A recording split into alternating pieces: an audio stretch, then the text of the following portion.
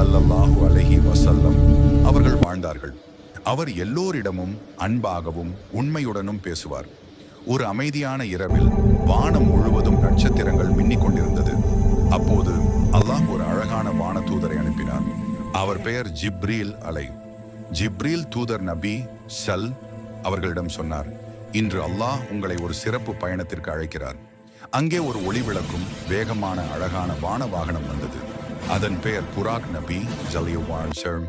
அவர்கள் புராக்கில் ஏறி மக்காவிலிருந்து மஸ்ஜிதுல் அக்ஸா வரை பறந்தார்கள்.